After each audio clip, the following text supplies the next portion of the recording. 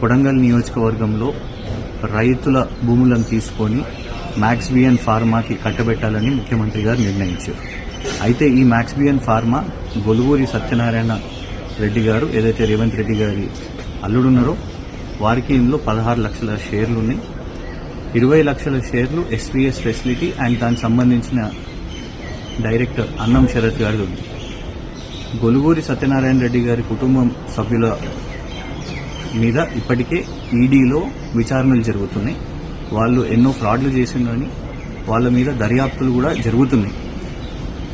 ఆ ఈడీ దర్యాప్తులో ఇప్పటికే కుటుంబ సభ్యులకు రుణాలను దారి మళ్లించిందని, ఫ్రాడ్లు చేసేదని, వాటితో ఆస్తులను చేసుకున్నారని, వ్యాపారాలు కూడా మొదలుపెట్టుకున్నారని ఈడీ విచారణ చేస్తుంది. అయితే ఈ రోజు కొడంగల్ ఫార్మా చుట్టూ మ్యాక్స్బియన్ ఫార్మా ఏదైతే చర్చ జరుగుతుందో ఇందులో కూడా మరి నిధులు దారి మళ్లించినట్టు ఒక అనుమానం ఉన్నది. కాబట్టి మ్యాక్స్బియన్ ఫార్మా మీద విచారణ చేయాలని ఈరోజు ఈడీ కేంద్ర కార్యాలయంలో ఢిల్లీలో ఫిర్యాదు చేయడం జరిగింది.